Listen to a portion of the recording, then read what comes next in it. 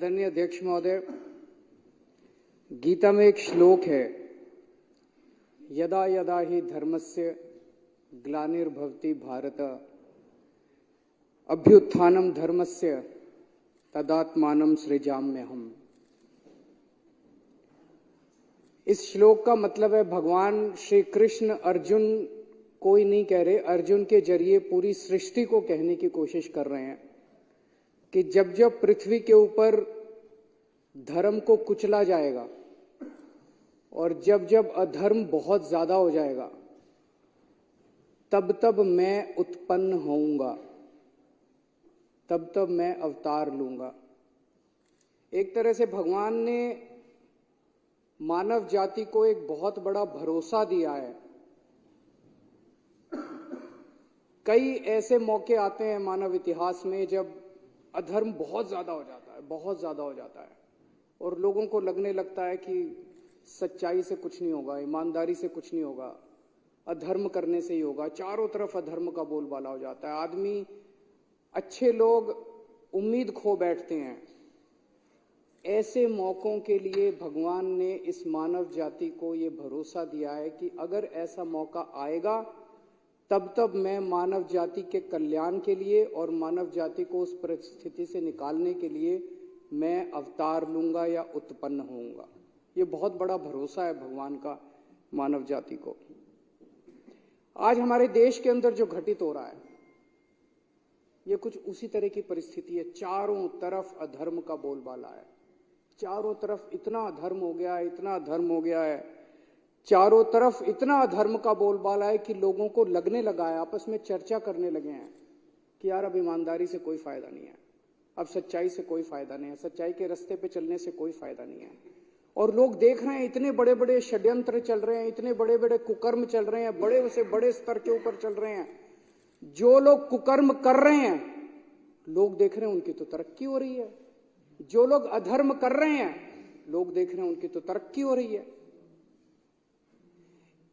देश में 75 साल के बाद इस देश के गरीब बच्चों को अच्छी शिक्षा और अच्छे भविष्य की उम्मीद देने वाला मनीष सिसोदिया आज जेल के अंदर है, धर्म जेल के अंदर है। और हमारे देश की बेटियों को, मां बहनों को छेड़ने वाला ब्रजभूषण सिंह सत्ता भोग रहा है, सत्ता का सुख भोग रहा है। आज इस देश के अंदर मोहल्ला क्लिनिक बनाने वाला, गरीबों को गरीब दवाइयां दिलवाने वाला सतिंदर जैन जेल के अंदर है। और चुन चुन के इस देश के सबसे बड़े कुकर्मी, सबसे भ्रष्टाचारी हेमंत बिश्व शर्मा, शुभेंदु अधिकारी, मुकुल रॉय, नारायण राणे, भावना गावली, अशोक चौहान, यशवंत यादव, यामिनी यादव, छगन भुजबल, अजीत पवार, प्रफुल्ल पटेल, गोपाल कांडा, पता नहीं इतनी लंबी लिस्ट है। चुन चुन के इस देश के सबसे कुकर्मी और सबसे भ्रष्ट लोगों को अपनी पार्टी में शामिल करा के वो सत्ता का सुख भोग रहे हैं। ईमानदार लोग जेल के अंदर हैं। आज इतना ज्यादा अधर्म हो गया है, चारों तरफ इतना अधर्म का बोलबाला हो गया है, खुलेआम एमएलएज को खरीदा जा रहा है। हमारे एमएलएज को 25-25 करोड़ रुपए ऑफर किए गए। एमएलएज को खरीद के खुलेआम सरकारें गिराई जा रही हैं। कर्नाटक में एमएलए खरीदे गए, गोवा में एमएलए खरीदे गए, महाराष्ट्र में एमएलए खरीदे गए, मध्य प्रदेश में एमएलए खरीदे गए, नॉर्थ ईस्ट के अंदर एमएलए खरीदे गए, उत्तराखंड में एमएलए, खुलेआम एमएलए खरीदे जा रहे हैं। करोड़ों करोड़ रुपए के काले धन से एमएलए खरीदे जा रहे हैं, सरकारें खुलेआम गिराई जा रही हैं। लोगों का विश्वास खत्म होता जा रहा है धर्म से। चारों तरफ इतना धर्म का बोलबाला हो गया है। और ये जो चंडीगढ़ में हुआ, चंडीगढ़ के अंदर इनके अधिकारी ने वोट में गड़बड़ करके भारी बहुमत से जीतने वाले व्यक्ति को हरा दिया और हारने वाले व्यक्ति को जिता दिया। पाकिस्तान में भी तो यही हुआ। पाकिस्तान के अंदर भी तो रावलपिंडी के उस इलेक्शन कमिश्नर की आत्मा जाग गई जिसने आके कहा कि हमने भारी बहुमत से उन लोगों को हरा दिया जो भारी बहुमत से जीत रहे थे, और उनको जिता दिया जो हार रहे थे। तो ये तो इन लोगों ने हमारे देश को पाकिस्तान बना दिया। 75 साल के अंदर जो इस देश ने अचीव किया था, हासिल किया था, कड़ी मेहनत से इस देश के 140 करोड़ लोगों ने मेहनत करके इस देश के अंदर हासिल किया था, और एक झटके के अंदर इन लोगों ने सब कुछ खत्म कर दिया। आज चुनाव जीतने के लिए इनको जो मर्जी करना पड़े करेंगे, ईवीएम में धांधली करनी पड़े करेंगे, ईडी पीछे लगानी पड़े लगाएंगे, सरकारें गिराने के लिए जो मर्जी करना पड़े करेंगे। आज सारे विपक्ष के नेताओं को एक एक एक एक करके ये जेल में डालते जा रहे हैं। चुनाव तो लड़ने के लिए कोई बचेगा ही नहीं। आज इन्होंने अभी थोड़े दिन पहले कांग्रेस पार्टी का अकाउंट फ्रीज कर दिया। अब चारों तरफ चर्चा है अगला आम आदमी पार्टी का अकाउंट फ्रीज करने जा रहे हैं। खुलेआम कह रहे हैं हम तो 370 सीट लड़ रहे जीत रहे हैं। 370 कहने का मतलब यह है इस देश के 140 करोड़ लोगों की जरूरत नहीं है। वो कह रहे हैं तुम जाओ भाड़ में, 140 करोड़ लोग गए तेल लेने, हमें तुम्हारी जरूरत नहीं है और ना तुम्हारा वोट चाहिए, घर बैठना। 370 सीट हमारे पास मशीन है, मशीन से 370 सीटें आ रही हैं हमारी। जिस दिन इस देश के अंदर लोगों की जरूरत ना पड़े, जनतंत्र के अंदर वोटों की जरूरत ना पड़े, देश ही नहीं बचेगा। तो लोग देख रहे हैं इतने बड़े स्तर के ऊपर अधर्म ही अधर्म हो गया, इतने बड़े स्तर के ऊपर अधर्म ही अधर्म हो गया है। जो इस देश के अंदर विपक्ष की सरकारें काम करना चाहती हैं उनको काम नहीं करने देते। इससे बड़ा अधर्म क्या होगा कि गरीबों की दवाइयां रोक दी गई, अस्पतालों के अंदर गरीबों की दवाइयां रोक दी गई, गरीबों के टेस्ट रोक दिए गए, गरीबों को मरने के लिए सड़कों के ऊपर बेहाल छोड़ दिया गया। इससे बड़ा अधर्म क्या होगा कि मोहल्ला क्लिनिक के अंदर जहां गरीब जाके अपना इलाज कराता है वहां की बिजली रोक दी गई, वहां के डॉक्टरों की तनख्वाह रोक दी गई, वहां पे काम करने वाले नर्सों और कंपाउंडरों की तनख्वाह रोक दी गई, वहां के टेस्ट रोक दिए गए। इससे बड़ा हमारे हिंदू धर्म में कहा गया कि पानी पिलाने का धर्म होता है। इन लोगों ने तो दिल्ली का पानी भी रोक दिया, उसमें भी इन्होंने कसर नहीं छोड़ी। तो लोग देख रहे हैं जितनी सरकारें हैं पंजाब के अंदर, हम जितने काम करने की कोशिश करते हैं, पंजाब भगवान की दुआ से फुल स्टेट है, उतना ये नहीं कर पाते, वहां भी इन्होंने हस्तक्षेप करने में कोई कसर। जितनी ऑपोजिशन नहीं, तमिलनाडु के ले लो, वेस्ट बंगाल के ले लो, केरला की ले लो, कर्नाटक की ले लो, हर जगह ये लोग अपना टांग अड़ाते हैं, काम नहीं करने देते लोग। आज हमारे किसान दिल्ली आना चाह रहे हैं, बताओ क्या कसूर है जी? दिल्ली तो कोई भी आ सकता है, दिल्ली तो देश की राजधानी है, उनके पास कोई हथियार नहीं है, कुछ नहीं, आने दो दिल्ली में।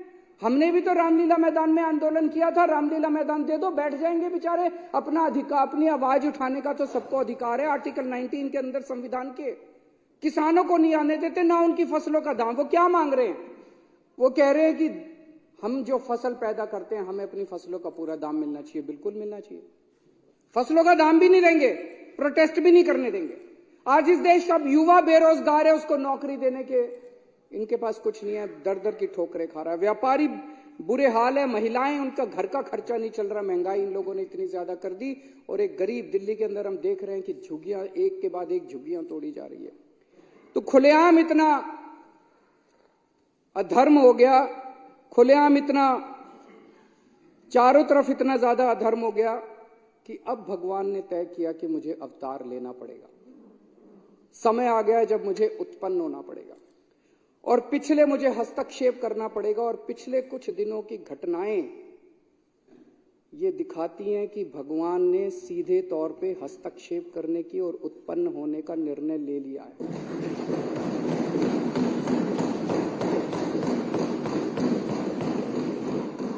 30 जनवरी को चंडीगढ़ में मेयर का चुनाव हुआ। सुबह वोटिंग पड़ी, वोटिंग पढ़ने के बाद एक प्रिजाइडिंग ऑफिसर था, पीठासीन अधिकारी अनिल मसीह, इन्हीं का आदमी था। अनिल मसीह तो मोहरा है, पीछे तो वो हैं, उन्हीं का आदमी था। उस दिन इन लोगों ने तय किया कि आज उस हॉल के अंदर द्रौपदी का चीरहरण करेंगे। उन लोगों ने, इन कौरवों ने तय किया कि आज हम जनतंत्र का, भारतीय जनतंत्र का चीरहरण करेंगे। पूरी प्लानिंग करके आए थे। उसने तय किया कि मैं असली वोटों के ऊपर उनको ठप्पे मार मार के, डिफेस कर करके उनको इनवैलिड घोषित कर दूंगा और हारे हुए को जिता दूंगा। अब वहां पे श्री कृष्ण जी पहुंच गए द्रौपदी का चीरहरण रोकने के लिए। उस कमरे में दिखाई नहीं दिए किसी को, दृश्य थे, लेकिन थे वहां पे। आप लोगों ने अगर वीडियो में देखा हो, वीडियो में वहां जितने बीजेपी वाले मौजूद थे सारे कह रहे हैं कैमरे ऑफ करो, कैमरे। देखे आपने वीडियो? सारे चिल्ला रहे हैं कैमरे ऑफ करो, कैमरे ऑफ करो। कैमरे ऑफ क्यों नहीं हुए? श्री कृष्ण जी वहां मौजूद थे, उन्होंने कैमरे ऑफ करने, इन्होंने पूरी कोशिश करी कैमरे ऑफ करने की। उस दिन कैमरे ऑफ नहीं हुए। ये कोई संयोग नहीं है, ये ऊपर वाले का इशारा है, ऊपर वाले का।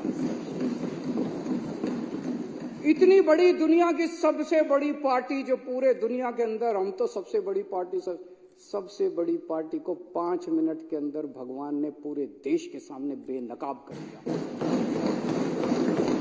जो लोग द्रौपदी का चीरहरण करने आए थे, जो लोग भारतीय जनतंत्र का चीरहरण करने आए थे, भगवान श्री कृष्ण ने उनको पूरे देश के सामने उनका चीरहरण करके छोड़ा। और अध्यक्ष महोदय, उसके बाद की जो घटनाक्रम है, जिस तरह से सुप्रीम कोर्ट के अंदर ये मामला चला, हम लोग अदालतों को मंदिर की तरह मानते हैं। न्याय देना भगवान का काम है, न्याय भगवान देता है। इसलिए जज को भगवान का, जब जज अपनी कुर्सी पे बैठ के फैसले सुनाता है तो कहा जाता है कि एक तरह से भगवान फैसला सुना रहा है। लेकिन कल जो कुछ सुप्रीम कोर्ट के अंदर घटा, वो उससे कुछ ज्यादा ही बड़ा था। ऐसे लगा जैसे उस सुप्रीम कोर्ट के अंदर भी कहीं ना कहीं श्री कृष्ण मौजूद थे। ऐसे लगा जैसे वहां सुप्रीम कोर्ट के अंदर भी भगवान मौजूद थे। ऐसे लगा जैसे चीफ जस्टिस ऑफ इंडिया के अंदर भगवान बोल रहे थे। ऐसे लगा जैसे चीफ जस्टिस ऑफ इंडिया के जुबान के ऊपर भगवान बैठे हुए थे, भगवान उनके जरिए बोल रहे थे। तो ये जो कल पूरा घटनाक्रम हुआ, वो ये दिखाता है कि अब हम सबसे पहले तो सुप्रीम कोर्ट का बहुत बहुत शुक्रिया, इस सदन के माध्यम से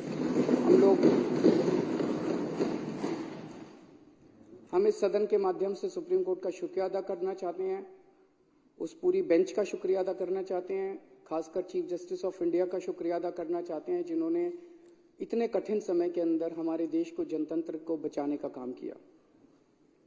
आज पूरे देश के सामने भगवान ने बेनकाब करके एक साफ साफ मैसेज दे दिया। भगवान ने, बीजेपी चुनाव जीतती नहीं है, बीजेपी चुनाव चोरी करती है। पूरे देश के सामने सबने वीडियो देखा है, सबने किस तरह से सुप्रीम कोर्ट का आदेश सुना है, सबने पूरे पिछले 1 महीने के घटनाक्रम ने पूरे देश के सामने इस पार्टी का चीरहरण करके छोड़ दिया कि बीजेपी चुनाव जीतती नहीं है, बीजेपी चुनाव चोरी करती है। ये कोई संयोग नहीं है कि एक छोटा सा चुनाव, चंडीगढ़ के मेयर का चुनाव क्या होता है, कुछ भी नहीं होता। हमने तो ऐसे सोचा था उस दिन कि ऐसे ही हो जाएगा। हमें तो एक छोटे से चुनाव ने पूरे देश के अंदर सारे देश को हिला दिया। कुछ ना कुछ तो भगवान बताने की कोशिश कर रहे हैं, संदेश देने की कोशिश कर रहे हैं। तो भगवान का संदेश है, मैं आ गया हूं।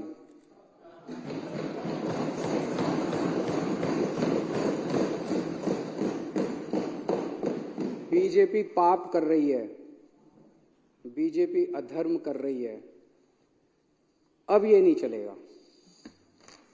जिन लोगों को लगता था बीजेपी हार नहीं सकती, भगवान ने दिखा दिया कि अगर चंडीगढ़ के मेयर का चुनाव हार सकती है तो बीजेपी देश का चुनाव भी हार सकती है। भगवान ने पूरे देश को एक कॉन्फिडेंस देने की कोशिश करी है कि हिम्मत मत हारो, खड़े हो, तुम लोग एक बहुत बड़े देश के निवासी हो। भारत के लोग एक बहुत बड़ी संस्कृति, हमारा कल्चर 3000-4000 साल पुराना है। डर के मत बैठो, खड़े हो, आप अपना कर्म करो, तुम लोग अपना कर्म करो। कई लोगों को इस देश के अंदर लगता है कि अब तो ईवीएम में गड़बड़ी हो गई, वोट डाल के क्या फायदा है। भगवान कह रहा है बिल्कुल नहीं, वोट डालने जाओ, ईवीएम को मैं संभाल लूंगा।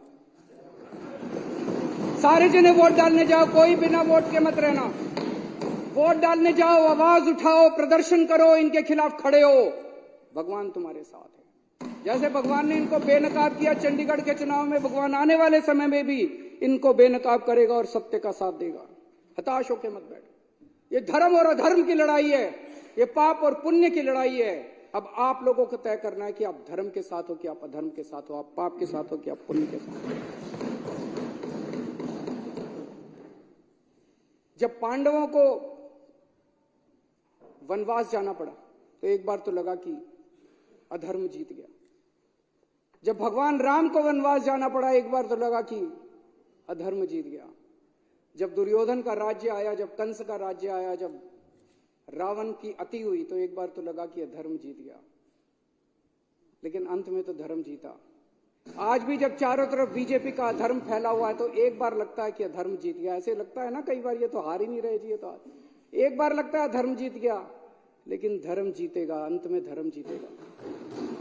जो जो धर्म के साथ हैं, जो जो देशभक्त हैं, जो जो पुण्य के साथ हैं, जो जो लोग भगवान राम के भक्त हैं, जो जो शिव जी के भक्त हैं, जो जो हनुमान जी के भक्त हैं, जो जो श्री कृष्ण के भक्त हैं, वो देश के साथ हैं और बीजेपी के खिलाफ हैं। भारत माता की जय श्री राम, जय श्री राम।